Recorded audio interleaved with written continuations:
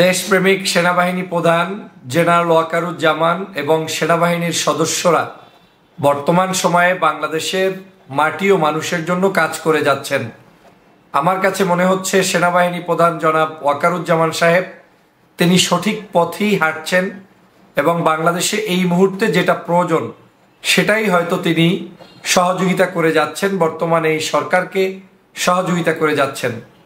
আপনারা জানেন যে সাম্প্রতিক সময়ে জেনারেল ওয়াকারুজ্জামান এক কঠিন পরিস্থিতির মধ্যে বাংলাদেশের মানুষের এই যে দুর্দশা, সেখানে দায়িত্বভার গ্রহণ করার পর থেকে তাকে মাঠে ময়দানে কাজ করে যেতে হচ্ছে।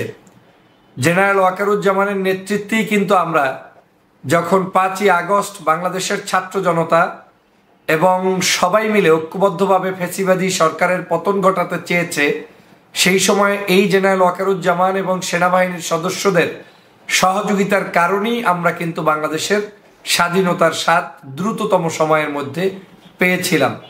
এর অন্যতম কারণ হচ্ছে, যদি সেনাবাহিনী আমাদেরকে সহযোগিতা না করত, তারা যদি জনতার পাশে ছাত্রদের পাশে না দাঁড়াতো, জেনারেল ওয়াকারুজ্জামান যদি সেই সময় হুকুম না দিত, তাহলে কিন্তু এই দেশে একটি যুদ্ধক্ষেত্রে পরিণত হতো, রক্তারক্তি হতো, হাজার হাজার মানুষ হয়তো আরও মারা যেত, কিন্তু সত্যিকার অর্থে আওয়ামী লীগের ফ্যাসিজম থেকে আমরা মুক্ত হতে পারতাম না। শেখ হাসিনার হাত থেকে বাংলাদেশকে রক্ষা করা সম্ভব ছিল না। বাস্তবসম্মত কথা এটাই যে সেনাবাহিনী আমাদের এই স্বাধীনতার একটি অংশ বিশেষ। সেনা, নৌ, বিমান বাহিনীর বিভিন্ন সদস্যরা আমাদের পাশে দাঁড়িয়েছেন বিধায় 5ই আগস্ট কিন্তু আমরা বাংলাদেশকে স্বাধীন করতে পেরেছি, এবং এটাই চিরন্তন সত্য কথা। তার মানে আমি বলবো, বাংলাদেশের স্বাধীনতার পিছনে যাদের অবদান আছে তার মধ্যে অন্যতম হচ্ছে সেনাবাহিনী এবং বর্তমান সেনাপ্রধান জনাব ওয়াকারুজ্জামান সাহেবের। কেন বলছি এই কথা? এজন্যই বলছি যে আজকের এই স্বাধীনতা আমরা যখন বলছি ছাত্র জনতার বিপ্লব, আমি তখন বলছি এটা শুধু ছাত্র জনতার বিপ্লব নয়, ছাত্র জনতা সিপাহীর বিপ্লব। কারণ হচ্ছে এই সিপাহী জনতা ছাত্র যখন একত্রিত হয়েছে, তখনই সম্মিলিত উদ্যোগে আমাদের পক্ষে বাংলাদেশের স্বাধীনতা অর্জন করা সম্ভব হয়েছে। মনে রাখতে হবে, আপনি যা চাচ্ছেন, আমি যা চাচ্ছি, একজন সাধারণ মানুষ যেটা চাচ্ছে, কিংবা প্রশাসনের একজন কর্মকর্তা যেটা চাচ্ছে, সকলের চাওয়া এবং সকলের পাওয়া সবার মতো হবে এমনটা কিন্তু নয়।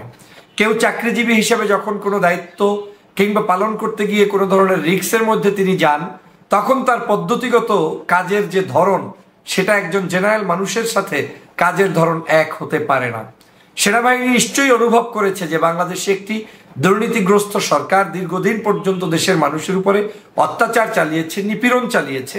অতএব এই সকল অত্যাচার নিপীড়নের জন্য তারাও হৃদয়ে রক্তক্ষরণ হয়েছে এবং তারাও কিন্তু প্রস্তুত ছিলেন যে কোনো মূল্যে দেশকে রক্ষা করতে হবে। কিন্তু একজন নেতার অভাবের কারণে, একজন সঠিক দায়িত্ববান ব্যক্তির অভাবের কারণে এবং একটি সঠিক পরিবেশ তৈরির অভাবের কারণে হয়তো সেনাবাহিনী আমাদের পাশে বিভিন্ন সময়ই এ ধরনের সরাসরি সংযুক্ত হয়ে অংশগ্রহণ করার সুযোগ পাননি।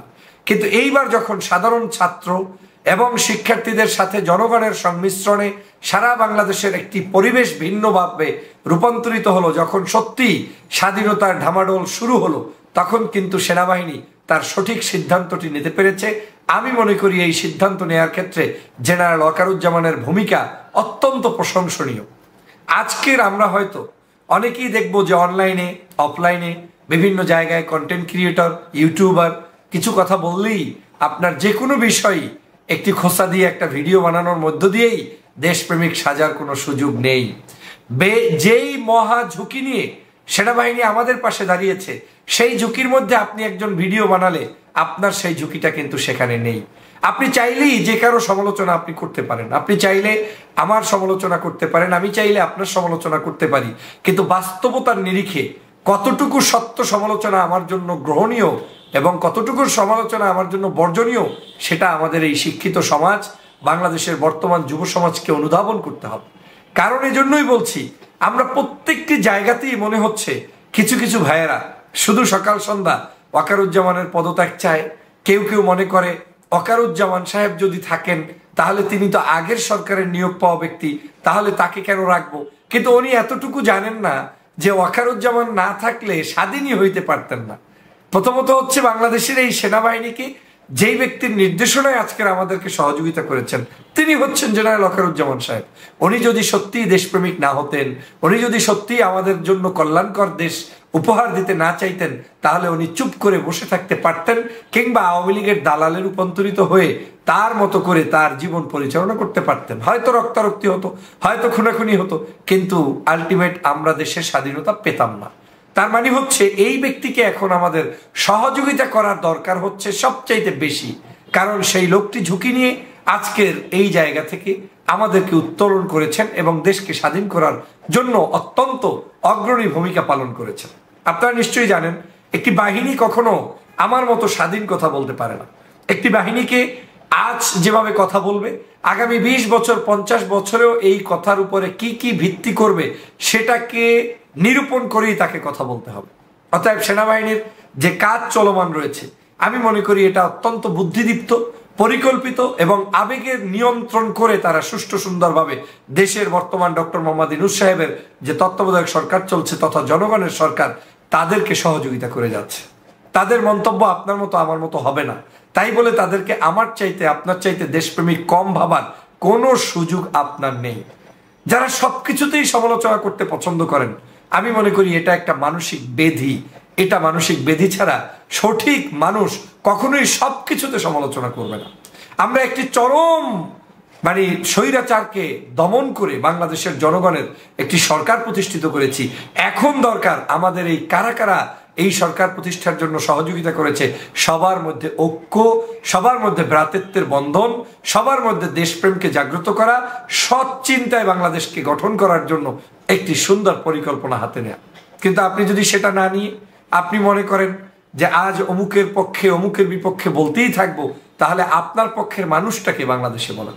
দীর্ঘ 16 বছর পর্যন্ত এই ফ্যাসিবাদী সরকার সারা বাংলাদেশের পুলিশ প্রশাসন থেকে শুরু করে সবই তো তাদের বানিয়ে ফেলেছে। আপনাকে তো সময় দিতে হবে, আপনাকে তো কাজ করার জন্য প্রয়োজনীয় টাইম দিয়ে তাদেরকে সহযোগিতা করতে হবে। এই দেশের এখন সবাই সরকারের আওয়ামী লীগের লোক। এখন আজকের দিনটা কিভাবে তাহলে পরিচালিত হবে? আজকের দিনটাকে নিজের মাথায় রেখে আগামীর দিনটাকে কিভাবে হবে সেজন্য পরিকল্পনা গ্রহণ করতে হবে এবং সেজন্য এই সরকারকে সহযোগিতা করতে হবে। আমি মনে করি সেনাবাহিনী যে ধীর ধীর মনে হচ্ছে আপনার কাছে, এটা বাংলাদেশের জনগণের কাছে সেনাবাহিনীর প্রতি আস্থা রাখার জন্য অন্যতম একটি মাধ্যম। কারণ সেনাবাহিনী চাইলেই আমার মতো আপনার মতো ঝাঁপিয়ে পড়ুক, সেটা আমিও চাই না। আমি চাই সেনাবাহিনী সত্য, বস্তুনিষ্ঠ এবং সুন্দর তথ্যের ভিত্তিতে এমন কিছু কার্যক্রম করুক যাতে আগামী দিনে বাংলাদেশকে নিয়ে কেউ কথা বলতে না পারে, আঙ্গুল তুলতে না পারে। আমরা জানছি যে এই মুহূর্তে সেনাবাহিনীকে কিন্তু 2 মাসের জন্য প্রায় এই বর্তমান সময় আপাতত তাদেরকে ম্যাজিস্ট্রেসি পাওয়ার দিয়ে দেওয়া হয়েছে এবং বলা হয়েছে তারাই এখন রাজপথে আপনার যে কোনো ধরনের কোনো একজন অপরাধীকে গ্রেপ্তার করা থেকে শুরু করে শাস্তি প্রদান থেকে শুরু করে তাকে যে কোনো প্রান্তে যে কোনো জায়গায় তাদেরকে সেই ক্ষমতাটা দিয়ে দেওয়া হয়েছে। অর্থ হচ্ছে এখন আর তাকে পুলিশের হাতে ধর্ণা ধরে বসে থাকতে হবে না। কোনো অপরাধী অপরাধ করলে সে যে দলেরই হোক তাকে সাথে সাথে শাস্তির আওতায় সেনাবাহিনী আনতে পারবে। এটা অত্যন্ত সুন্দর সিদ্ধান্ত হয়েছে, আমি এটাকে স্বাগত জানাই। তারাই এটাকে ভয় পাবে যারা চোর, তারাই এটাকে ভয় পাবে যারা ডাকাত, তারাই এটাকে ভয় পাবে যারা টেন্ডারবাজ, তারাই এটাকে ভয় পাবে যারা মূলত একটি সুষ্ঠু সুন্দর রাষ্ট্র দেখতে চায় না, তারা ভয় পাবে। অতএব দেশপ্রেমিক জনগণের ভয়ের কিছু নেই। সেনাবাহিনীর এই সেনার বাহিনীর পক্ষ থেকে যে বর্তমানের সাধারণ মানুষের নিরাপত্তার কথা বিবেচনা করে যে ম্যাজিস্ট্রেসি পাওয়ার দেওয়া হয়েছে, এটা অত্যন্ত আমি মনে করি সুন্দর পদক্ষেপ গ্রহণ করেছেন এবং এই পদক্ষেপে আমাদের সহযোগিতা করা দরকার। আমি যে কথাটা মিন করতে চাই সেটা হচ্ছে আজকের এই সেনাবাহিনী যেই কাজগুলো করছে, এই কাজগুলো তাকে দেশ বিদেশ সবকিছু বিবেচনা করে করতে হচ্ছে।